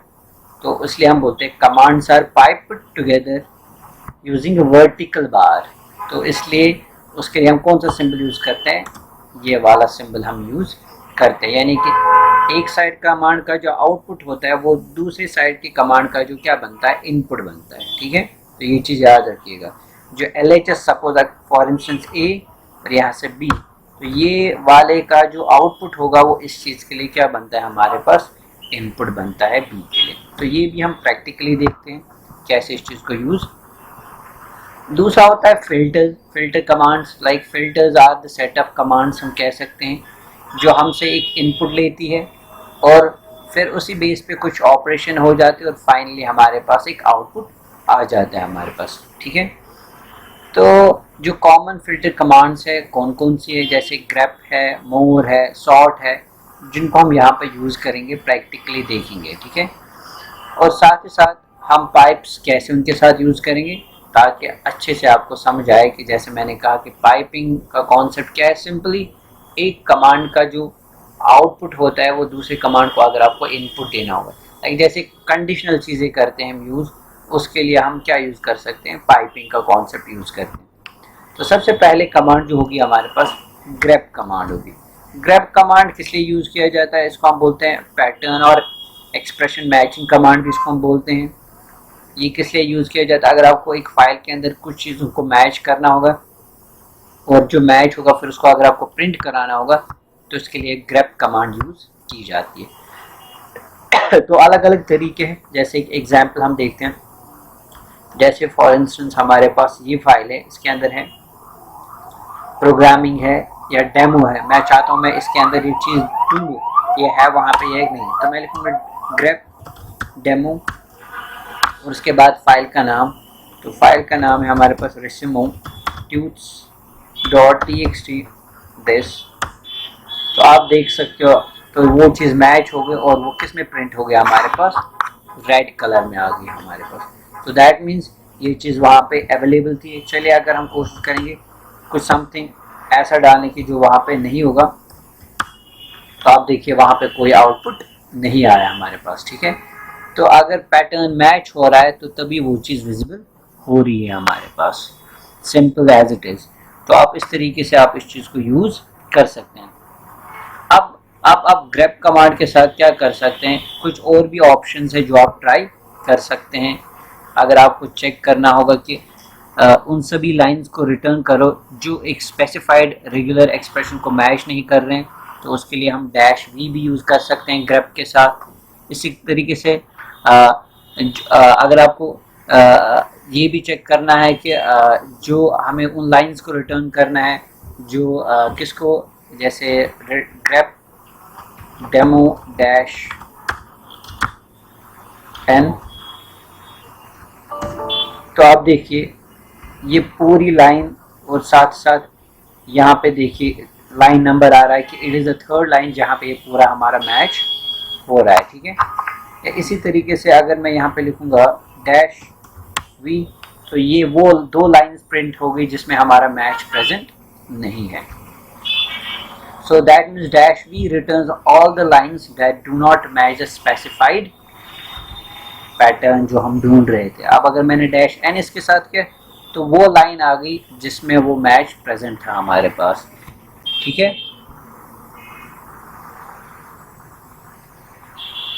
तो इस तरीके से इस कॉन्सेप्ट को आप यूज़ कर सकते हैं। इसी तरीके से और भी आर्ग्यूमेंट्स यहाँ पे पास कर सकते हैं। अब देखिए यहाँ पे इसने दिखाया कि अगर आपको चेक करना होगा कि ये किस फाइल के अंदर ये मैच है, तो आप वहाँ पे क्या यूज़ कर सकते हैं, grep-l आप यूज़, अगर आपने मल्टीपल फाइल्स में सर्च किया होगा तो अगर किस फाइल में ये मैच प्रेजेंट है तो वहाँ पे it will return only names of the files, those files they have that specific expression या जो पैटर्न आप ढूंढ रहे हैं उस चीज़ को आप यूज़ कर सकते हैं। साथ ही साथ अगर -l की जगह आप c यूज़ करेंगे तो आप देख रहे हो कि ये हमें रिटर्न कर रहा है कि कितनी मैच है इस लाइन में, तो या इस फाइल में, तो एक ही मैच है हमारे पास। अगर एक से ज़्यादा होगा तो वो भी आपको यहाँ पे विजिबल हो जाएगा। अब अगर आपको सपोज अगर ये बाय डिफ़ॉल्ट केस सेंसिटिव है, अगर आप चाहते कि वो चाहे वो कैपिटल में हो या स्मॉल में हो तो वो मैच विजिबल होना चाहिए। तो अगर कहीं पे हमने कैपिटल डेमो भी लिखा होता है इस फाइल में तो वो भी आप यहाँ पे मैच हो जाता। तो यहाँ पे हमने इसके साथ क्या यूज़ किया, आई। ठीक है, इसी तरीके से हम कुछ मेटा कैरेक्टर भी यूज़ कर सकते हैं, जैसे एस्ट्रिक मेटा कैरेक्टर है। ये क्या करता है, इट रिटर्न्स मैचिंग 0 और मोर प्रीसीडिंग कैरेक्टर्स। जो मेटा कैरेक्टर है हमारे पास asterisk is a meta character that returns matching 0 और मोर प्रीसीडिंग कैरेक्टर्स। तो चलिए एक एग्जांपल के साथ यहाँ पे देखते हैं कैसे ये वर्क करेगा। सपोज मैंने लिखा ग्रेप,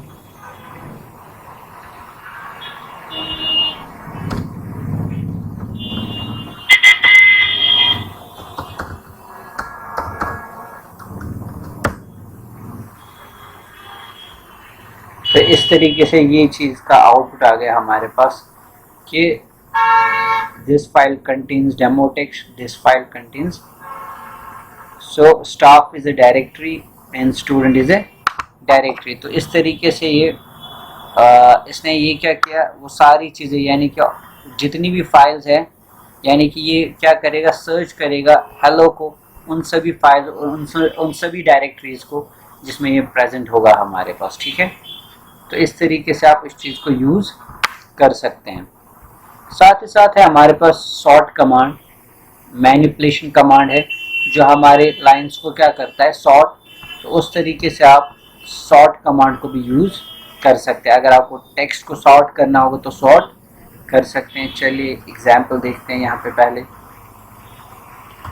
क्लियर करते हैं ls और यहाँ पे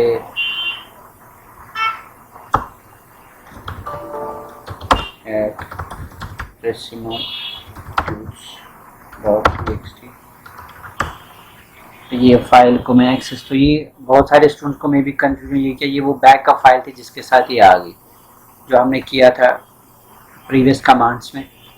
अब चलिए यहाँ पे एक कमांड यूज़ करते हैं सॉर्ट, उसके बाद फाइल का नाम, लेट्स से फाइल का नाम है हमारा resume.txt।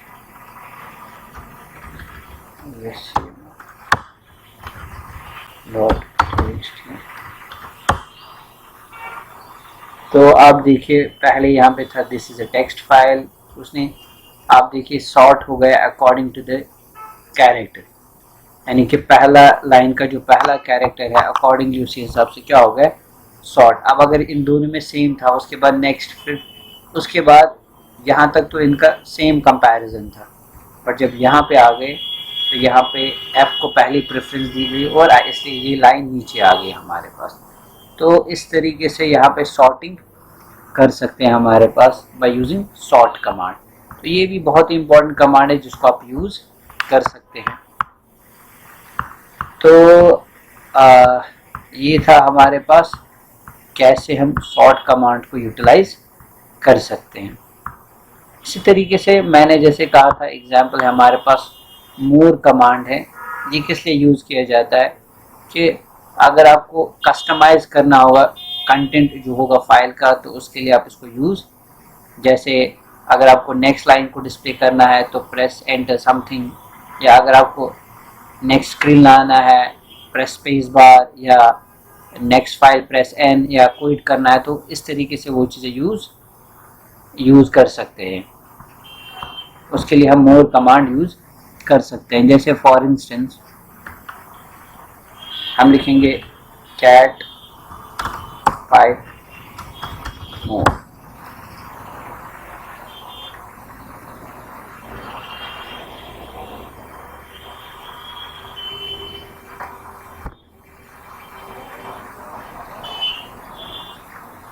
तो ये जाना चाहिए था इसके अंदर, ये गया क्यों नहीं, क्या है।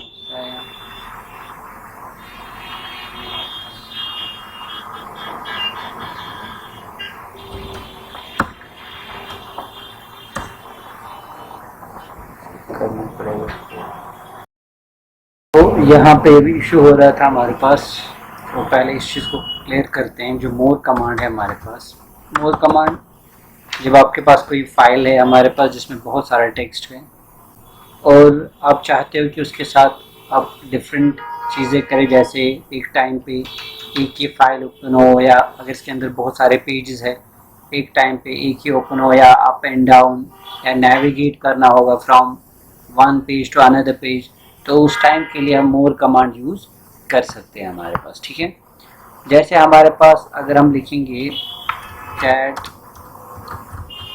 resume.txt जो फाइल थी हमारे पास, इसमें सिंपल 3 लाइंस कोड है। अगर सपोज हमारे पास बहुत सारे लाइंस का कोड है किसी फाइल में, तो वहाँ पे आप मोर कमांड को यूज़ कर सकते हैं। जैसे फॉर इंस्टेंस अगर मैं यहाँ पे यूज़ करूँगा मोर -d इसके साथ यूज़ करूँगा, और उसके बाद फाइल होगा resume.txt, तो इसका काम क्या है, ये हमें नेविगेट करने के लिए काम आता है। ठीक है, ये हमें एक स्पेस डिस्प्ले करेगा, और फिर वहाँ पे डिफरेंट स्पेसेस को हम यूज़, अगर आप चाहते हो कि कंटिन्यू करें तो आप स्पेस प्रेस कर सकते हो, अगर आप चाहते हो कि क्विट करें तो आप क्यू प्रेस कर सकते हैं, और अगर आप चाहते हो कोई इंस्ट्रक्शन चेक करनी होगी तो उसके लिए आप एच भी यूज़, चूँकि अब यहाँ पे 3 ही फाइल्स है तो यहाँ पे बहुत बड़ी फाइल नहीं है हमारे पास, इसलिए ये उस हिसाब से आपको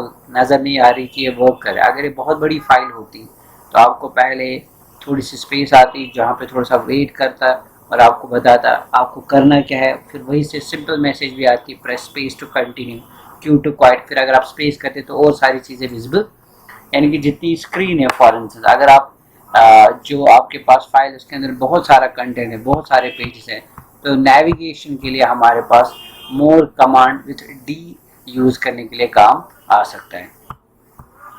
इसी तरीके से सपोज हमारे पास पी कमांड है हमारे पास, वो किस लिए यूज़ किया जाता है, अगर आपको क्लियर करनी होगी स्क्रीन और उसके बाद डिस्प्ले टेक्स्ट करना होगा तो उसके लिए हम यूज़ करते हैं पी कमांड। जैसे फॉर इंस्टेंस -p हम यहाँ पे यूज़ करेंगे, सेम इस फाइल को रन करेंगे, देखिए पुराना डेटा जो है वो क्लियर हो गया और उसके बाद क्या हो गया, प्रिंट हो गया हमारे पास टेक्स्ट। तो इस तरीके से भी आप इसको यूज़ कर सकते हैं। अगर पूरा पेज जो है आपको क्या करना है, क्लियर करना होगा, तो जैसे यहाँ पे -c यूज़ कर सकते हैं। तो C कमांड से क्या होता है, हमारे पास ये डिस्प्ले करता है पेज सेम एरिया पे, और जो प्रीवियसली कंटेंट होता है उसको ओवरलैप करता है। क्या करता है, कौन सी कमांड, -c कमांड। जैसे क्लिक करते हैं तो आपको नज़र ही नहीं आया, लेकिन इसने उसके ऊपर वो ओवरलैप किया। तो इस तरीके से आप इस चीज़ को यूज़ कर सकते हैं। तो इन शॉर्ट ये ज़्यादातर क्लियर तब हो जाता है जब आपके पास बहुत सारा टेक्स्ट होगा एक फाइल के अंदर, तो उसके साथ आप मोर कमांड जो वो यूज़ कर सकते हैं। ठीक है, अब जैसे हमने कहा था कि पाइप्स जो है हमारे पास, जब आपको एक से ज़्यादा कमांड्स को कंबाइन करना होगा तो उसके लिए हम क्या यूज़ करते हैं, पाइप कमांड यूज़ करते हैं। जैसे एक का आउटपुट दूसरे के लिए इनपुट बनता है तो उनके बीच में हमें यूज़ करनी पड़ती है पाइप सिंबल जिसको हम बोलते हैं। तो चलिए देखते हैं वो चीज़ कैसे की जाती है हम, और आप जितने चाहे कमांड्स यूज़ कर सकते हैं वहाँ पर। जैसे एक सिंपल एग्जांपल दूंगा मैं ताकि आपको अच्छे से क्लियर हो जाए। चलिए पहले ये चीज़ हम क्लियर करते हैं, एक फाइल को ओपन करते हैं कैट कमांड यूज़ करके। सपोज इसमें ये 3 लाइंस है हमारे पास, मैं चाहता हूँ अगर व्हाट इफ आपके पास 1000 लाइंस होती, 1000 लाइंस में आपको सपोज पहले खाली 3 लाइंस डिस्प्ले करनी हो, या लास्ट के 3, या ऐसी कोई चीज़ अगर करनी होगी तो उसके लिए हम क्या यूज़ कर सकते हैं, हम सिंपली यूज़ कर सकते हैं पाइप का कॉन्सेप्ट। फॉर इंस्टेंस मैं चाहता हूँ ये जो मेरी फाइल है इसमें मैं खाली टॉप की एक लाइन जो है वो डिस्प्ले करना चाहता हूँ। सबसे पहले cat command, content display cat command किस लिए यूज़ की जाती है, जो हमारे पास फाइल है उसके अंदर का जो कंटेंट है अगर वो डिस्प्ले करना होगा तो उसके लिए हम क्या यूज़ करते हैं, कैट कमांड। देखिए साथ साथ मैंने कहा मुझे उसी कंटेंट में से टॉप वाली लाइन चाहिए, तो यहाँ पे ये यूज़ करेंगे। और एक कमांड यूज़ किया जाएगा हेड से क्या होता है, टॉप। अगर मैं यहाँ पे 10 लिखूंगा तो ये टॉप की 10 लाइन्स निकालेगा, बट किस में से निकालना है, इस वाली फाइल में से। तो यहाँ हम क्या कर रहे हैं, मैं इसको बोलूँगा टॉप की जो पहली लाइन है इसमें से जो आउटपुट आया होगा, इस फाइल में से जो कंटेंट रिटर्न हुआ होगा उसमें से टॉप की पहली लाइन निकालो। जो ही हम एंटर करेंगे तो आप देखिए वहाँ पे क्या आ गया, हमारी सबसे टॉप वाली लाइन आ गई यहाँ पे। ठीक है, इसी तरीके से आप और एक चीज़ ऐड कर सकते हैं। आप जैसे यहाँ पे और एक पाइप सिंबल भी यूज़ करके या ये दोनों आउटपुट्स इसके लिए इनपुट हम बना सकते हैं। जैसे मैं कहूँ यहाँ इसका काम है सारा कंटेंट लाना।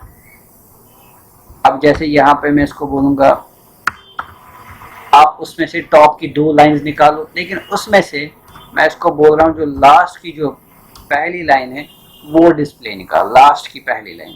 क्लिक करेंगे तो आप देखिए यहाँ पे क्या आ गया, ये वाली चीज़ आ गई। तो इस तरीके से आप इस कमांड को भी क्या कर सकते हैं, यूज़ कर सकते हैं। अगर मैं पहले इतना ही रन करूँगा तो उससे आपको ज़्यादा क्लियर, तो ये 2 टॉप की लाइंस आ गई। फिर उसमें से हमने इसको कहा, उसमें से लास्ट वाली जो है टेल, यानी कि नीचे वाली जो लाइन है उसमें से लास्ट वाली लाइन निकाल देंगे। तो इस तरीके से आप पाइप सिंबल यूज़ कर सकते हैं। और भी बहुत सारी कमांड्स को कंबाइन करके ये चीज़ यूज़ कर सकते हैं। सिंपली हमने क्या कहा कि पाइपिंग किस लिए यूज़ किया जाता है, जब आपको एक से ज़्यादा कमांड्स को कंबाइन करना होगा, एक कमांड का आउटपुट दूसरे कमांड के लिए इनपुट बनेगा।